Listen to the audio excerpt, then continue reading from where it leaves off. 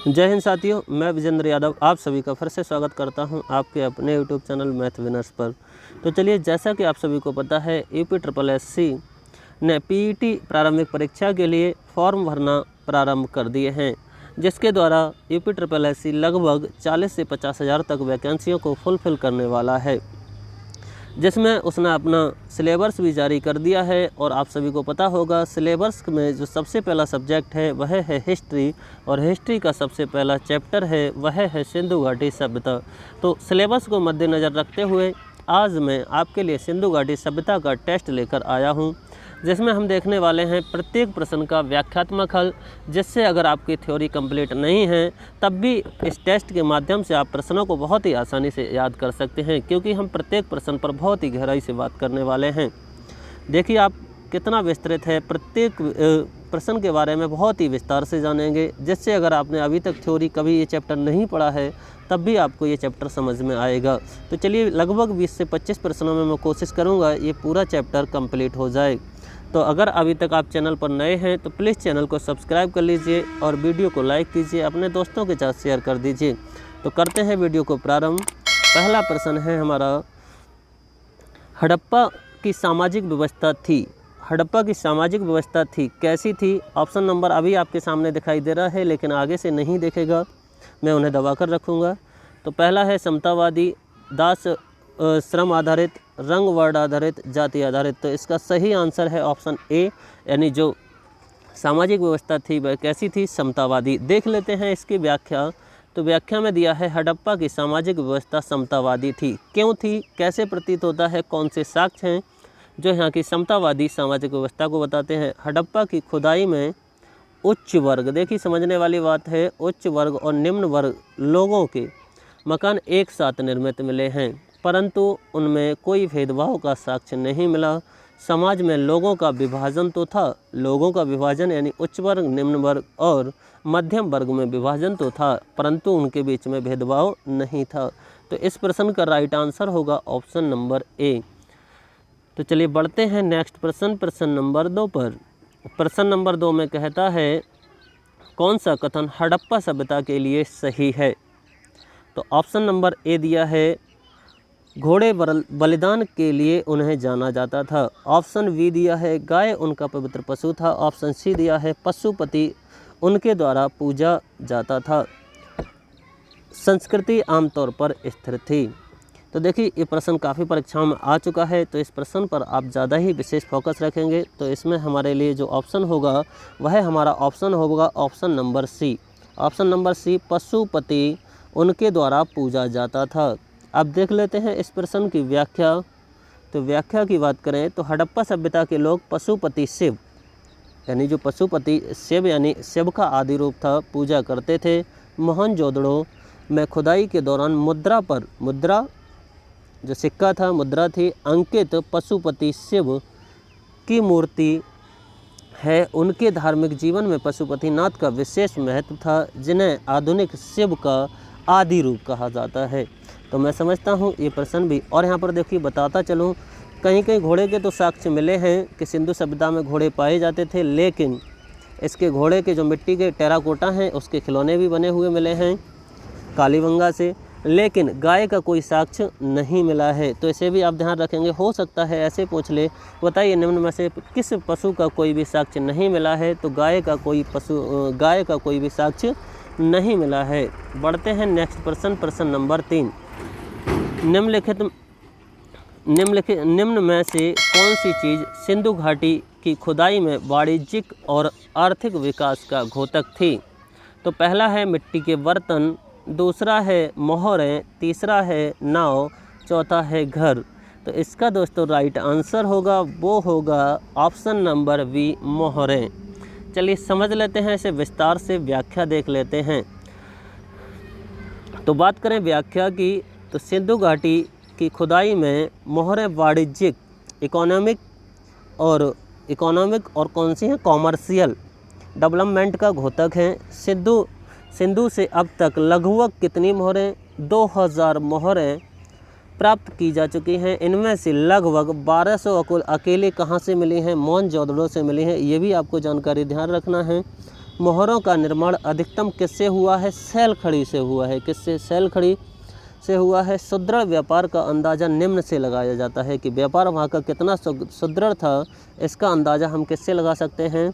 तावा। तावा क्या था? राजस्थान की खेतड़ी की खानों से आयात किया जाता था।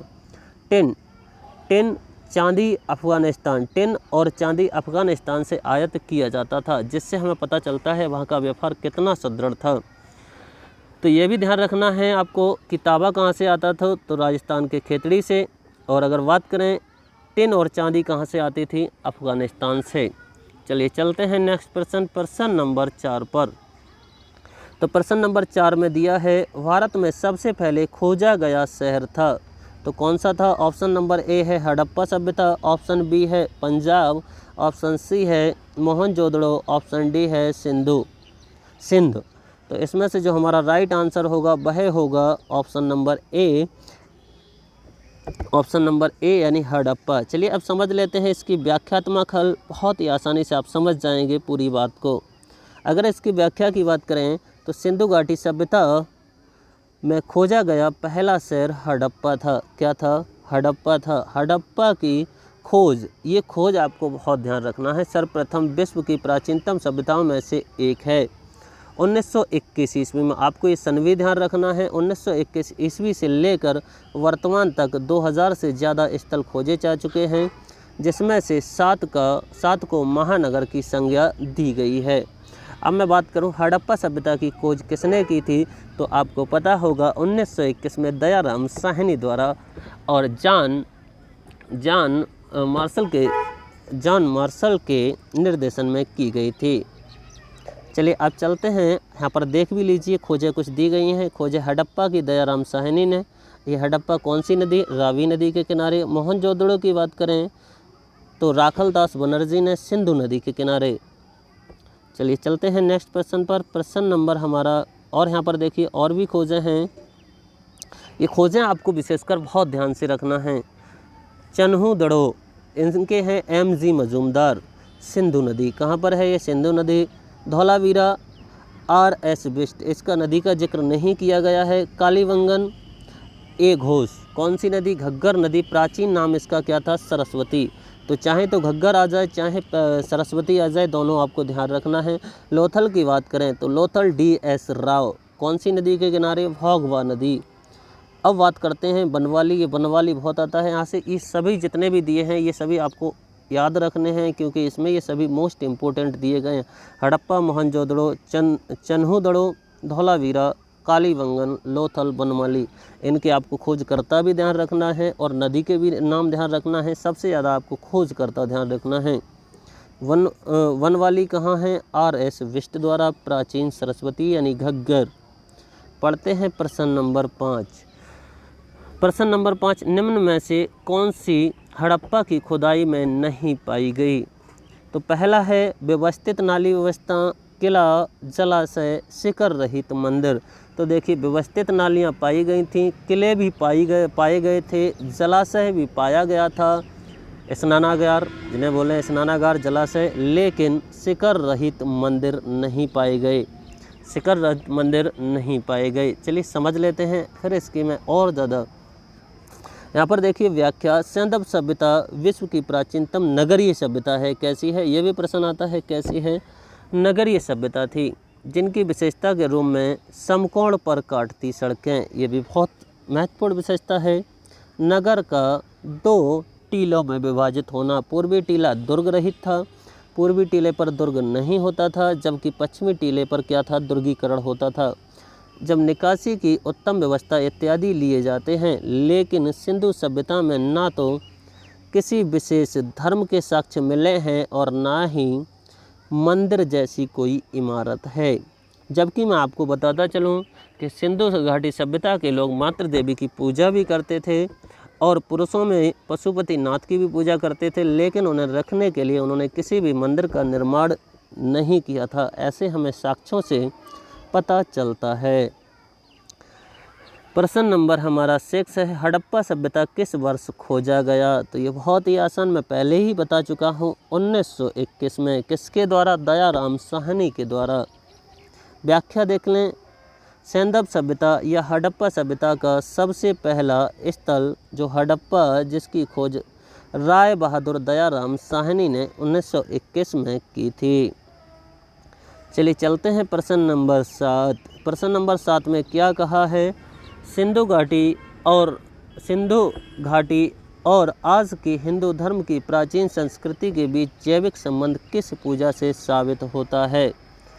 पहला है पशुपतिनाथ इंद्र और देवी माँ, दूसरा है पत्थर वृक्ष और जानवर, तीसरा है विष्णु और शक्ति, अगला है शिव और शक्ति। तो इसका राइट आंसर होगा ऑप्शन नंबर बी, पत्थर वृक्ष और जानवर। पत्थर वृक्ष और जानवर। पहले भी सिंधु घाटी सभ्यता के जो लोग थे वो किसकी पूजा करते थे? पत्थर की, वृक्षों की और किसकी? जानवर की। इसी तरह से अब भी हिंदू धर्म में मान्यता इन तीनों चीज़ों को मान्यता है। देख लेते हैं इसकी व्याख्या। सिंधु घाटी और आज के हिंदू धर्म की प्राचीन संस्कृति के बीच जैविक संबंध पत्थर, वृक्ष और जानवर की पूजा से साबित होता है। तो ऐसा माना जाता है सिंधु घाटी के जो लोग थे वो हिंदू धर्म को मानने वाले थे। चलिए चलते हैं नेक्स्ट प्रश्न नंबर 8 पर। प्रश्न नंबर 8 में दिया है सिंधु सभ्यता का वह एकमात्र स्थल जहाँ से कृत्रिम गोदीवाड़ा मिला था।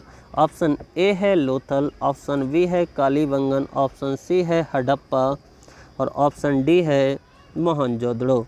तो इसका राइट आंसर होगा ऑप्शन नंबर ए लोथल। क्या होगा? लोथल। ये आपको विशेष ध्यान रखना है, लोथल का ज़्यादातर जिक्र होता है।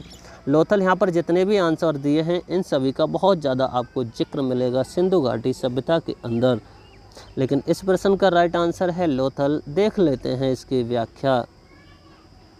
व्याख्या की अगर बात करें तो लोथल सैंदव सभ्यता का एक महत्वपूर्ण स्थल था, जैसा मैंने आपको बता दिया, जो आधुनिक गुजरात की, ये कहाँ पर स्थित है? गुजरात के अहमदाबाद ज़िले में स्थित है। अभी मैं आपको बताऊं, एक परीक्षा का पेपर देखा था, उसमें इसी तरह से कोई स्थान दिया था लोथल की तरह, कालीबंगन दिया था शायद, और उसका आपसे पूछा था अभी ये वर्तमान में इसकी स्थिति क्या है, तो वो राजस्थान में है। सन 1955 से 1962 ईस्वी के मध्य एस आर राव के निर्देशन में वहाँ खुदाई की गई। लोथल में पाए गए अवशेष अन्नागार, क्या है? अन्नागार पशुओं की हड्डी, तावा, काचली मिट्टी के मनके जानते हैं जो माला में पड़ते हैं, सोने का एक आभूषण, शंख की ईंटों का बना हुआ विशाल 124 × 36 मीटर घेरा, जिसे एस आर राव ने जहाज़ों का गोदी बताया।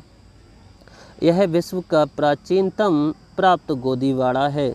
यहाँ मिस्र और मेसोपोटामिया से व्यापार होता था, ऐसे साक्ष्य मिलते हैं।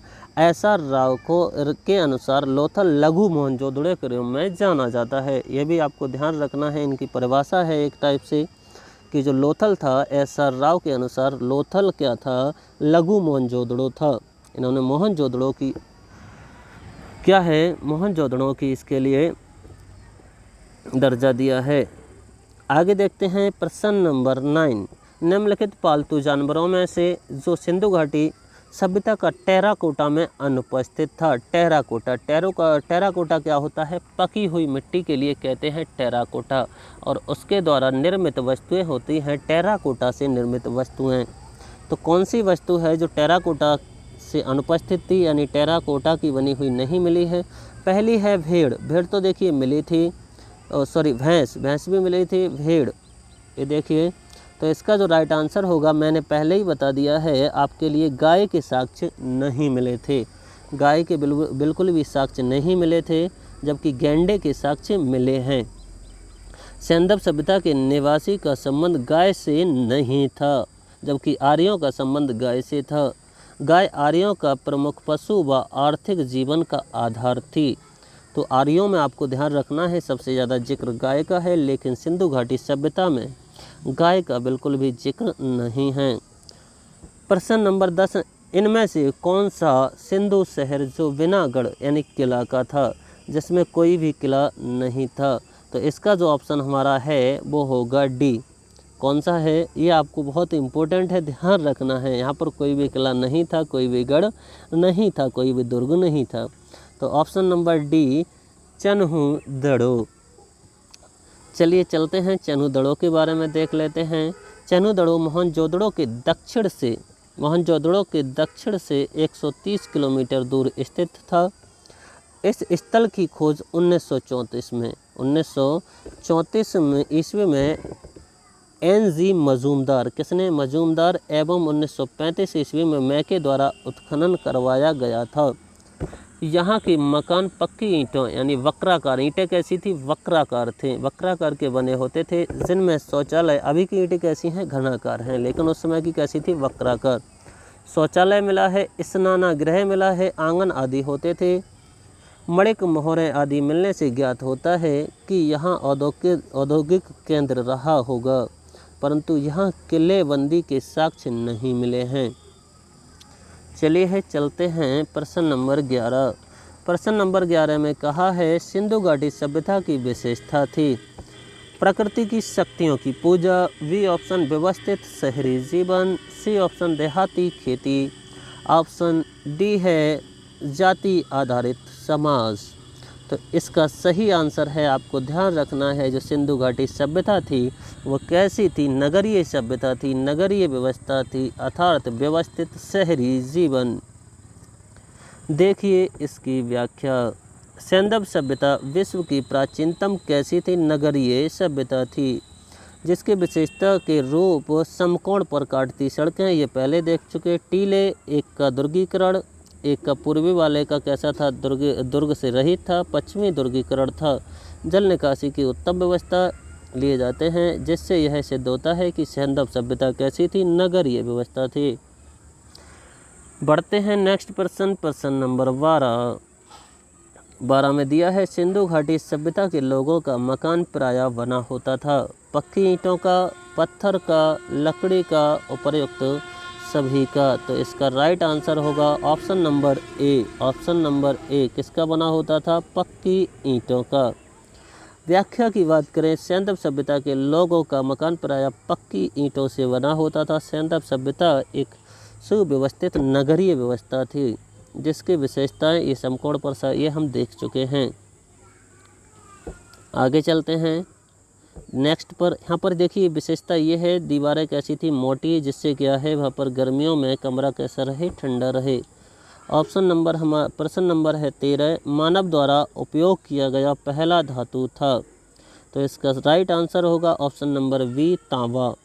ऑप्शन नंबर वी, तांबा। तांबा के बारे में जान लेते हैं और थोड़ा। मानव द्वारा उपयोग किया गया पहला धातु तांबा था। भारत में नवपाषाण काल और सैंधव सभ्यता मुख्य रूप से ताम्रपाषाण काल के दायरे में रखी जाती है। सैंधव सभ्यता के लोग कांसे से परिचित थे, जो संभवतः किससे, टिन और तांबे से बनाकर मिलता है। ये आपको कहीं केमिस्ट्री में प्रश्न भी मिल सकता है। बताइए, जो हमारा तांबा होता है, जो कांसा होता है वो किसका मिश्रण होता है, तो टिन और तांबे का। बढ़ते हैं नेक्स्ट प्रश्न नंबर 14। प्रश्न नंबर 14, देवी माँ की पूजा संबंधित थी, किससे संबंधित थी, आर्य सभ्यता से, भूमध्य सागरीय सभ्यता से, सिंधु घाटी सभ्यता से, वैदिक सभ्यता से। तो ये आप तो ऐसे ही टिक कर सकते हैं, क्योंकि हम पढ़ रहे हैं सिंधु घाटी सभ्यता, तो इसका आंसर होगा सिंधु घाटी सभ्यता। व्याख्या आप देख सकते हैं, मातृसत्तात्मक थी, मातृसत्तात्मक समाज था। यहाँ से कई टेराकोटा मतलब मिट्टी की पकी हुई नारी की मूर्तियाँ मिली हैं। अतः मातृ देवी की पूजा का संबंध सैंधव सभ्यता से था। प्रश्न नंबर 15, यहाँ से देखिए और भी मोहनजोदड़ो से एक क्या मिली है, ये आपको बहुत इम्पोर्टेंट है। मोहनजोदड़ो से एक कांसे की नर्तकी की मूर्ति मिली है। प्रश्न नंबर हमारा अगला होगा प्रश्न नंबर कौन सा, 15। सिंधु घाटी सभ्यता की प्रमुख विशेषता थी नगर सभ्यता। ये कैसी थी, जो सभ्यता थी वो हमारी कैसी थी, नगर सभ्यता थी। कैसी थी, नगर सभ्यता। तो ये आप देख लेंगे, हालांकि इसकी व्याख्या तो हम पहले कर चुके, तो व्याख्या हम सभी की कर चुके हैं। मोहनजोदड़ो में सबसे बड़ा भवन कौन सा था, तो आपको ध्यान रखना है, सबसे जो बड़ा भवन था वो था अन्नागार। क्या था, अन्नागार, जिसमें अन्न यानी अनाज को रखा जाता था। और यहाँ पर विशाल स्नानागार भी मिला था। देख लेते हैं इसकी व्याख्या क्या है। तो सबसे पहले आप समझ लीजिए, यहाँ पर दिया है कालीबंगा का अर्थ क्या है, ये मैंने लिखा है। तो काले रंग की चूड़ियाँ, क्या होता है, काले रंग की चूड़ियाँ। अब देखते हैं प्रश्न की व्याख्या। मोहनजोदड़ो सिंध के लरकाना प्रांत में सिंधु नदी के किनारे स्थित सैंधव सभ्यता का एक प्रसिद्ध नगर है। ये अभी लरकाना कहाँ है, वर्तमान पाकिस्तान में है। इसकी खोज 1922 में राखल दास बनर्जी ने की थी। यहाँ से प्राप्त इमारतों में सबसे बड़ा क्या है, अन्नागार है। क्या है, सबसे बड़ा अन्नागार है। यहाँ से प्राप्त विशाल स्नानागार भी एक भवन है। मोहनजोदड़ो से प्राप्त अन्य वस्तुएं हैं महाविद्यालय भवन, पुजारी की मूर्ति। दोनों में से हड़प्पा सभ्यता का सर्वप्रथम खोजकर्ता कौन था? तो इसका राइट आंसर होगा option number D, Dayaram Sahni. देख लेते हैं व्याख्या। हड़प्पा टीले के विषय में सर्वप्रथम जानकारी 1826 में चार्ल्स मैसन ने दी थी, लेकिन 1922 में हड़प्पा की खोज दयाराम साहनी को हड़प्पा सभ्यता का सर्वप्रथम खोजकर्ता के रूप में जाना जाता है। ये देखिए 1900 राखल दास बनर्जी, यहाँ पर ये 1921 कर लीजिए। हड़प्पा की खोज 1921 में हो गई थी। कालीबंगन स्थित है, तो देखिए मैंने बताया था ये भी पूछ सकता है, ये प्रश्न बन चुका है बहुत पहले ही। कहाँ है, उत्तर प्रदेश में है, सिंध में है, राजस्थान है, गुजरात। तो कालीबंगन स्थित है वो है राजस्थान में। कहाँ है, राजस्थान में स्थित है। ये दिया है राजस्थान में घग्गर नदी के किनारे स्थित एक महत्वपूर्ण हड़प्पाकालीन। तो ये आप पढ़ लेंगे। आगे चलते हैं प्रश्न नंबर 19 की ओर। प्रश्न नंबर 19, हड़प्पा वासी किस वस्तु के उत्पादन में अग्रणी थे? मुद्रा, कांसे के औजार, कपास और जौ। तो इसका राइट आंसर होगा कपास। ऐसा माना जाता है सर्वप्रथम जो कपास का ज्ञान था वो किन्हें था, हड़प्पा वासियों को था। व्याख्या देख लेंगे आप। यहाँ भी और भी दिया है, कुछ फसलें दी गई हैं जिनका इन्हें ज्ञान था। निम्नलिखित में से किस द्रव्य का उपयोग हड़प्पा काल की मुद्राओं के निर्माण के रूप में मुख्य रूप में से किया जाता था? तो इसका ऑप्शन नंबर ए, टेराकोटा यानी पकी हुई मिट्टी का। बढ़ते हैं आगे, तो इसे आप देख लेंगे। टेराकोटा यानी आग में पकी हुई मिट्टी। बढ़ते हैं नेक्स्ट प्रश्न। प्रश्न नंबर 21 है, सिंधु घाटी सभ्यता का विशाल स्नानागार पाया गया। तो विशाल स्नानागार कहाँ पाया गया? मोहनजोदड़ो में। कहाँ पाया गया? मोहनजोदड़ो में। यहीं से एक अन्नागार भी पाया गया था जो सबसे बड़ी इमारत थी सिंधु घाटी सभ्यता की। आप देख लेंगे इनका। अब व्याख्या मैं ना बताऊंगा क्योंकि मैं पहले ही सभी व्याख्याएं बोई हैं। निम्नलिखित में से किस देश ने भारत से मोहनजोदड़ो के प्रसिद्ध नर्तक कन्या की प्रतिमा वापस देने के लिए कहा है? तो ये है पाकिस्तान, पाकिस्तान।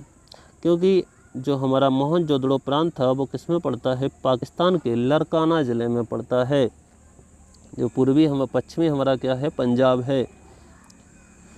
इसलिए उन्होंने कहा था कि जो नर्तकी कन्या है उसकी मूर्ति हमें वापस दीजिए, इस पर हमारा हक है। आगे, सिंधु अर्थव्यवस्था की ताकत थी। सिंधु अर्थव्यवस्था की ताकत थी कृषि, व्यापार, चाक पर बनाए गए मिट्टी के बर्तन, बड़ी गिरी। तो इसका राइट आंसर देख लेते हैं। राइट आंसर होगा ए यानी कृषि। क्या था? कृषि। व्याख्या देख लेते हैं। व्याख्या क्या है? सिंधु अर्थव्यवस्था की ताकत कृषि अधिशेष था। यही कृषि अधिशेष इनके व्यापार वृद्धि के जिम्मेदार था। आगे बढ़ के कृषि अधिशेष अनुपात बढ़ते व्यापार से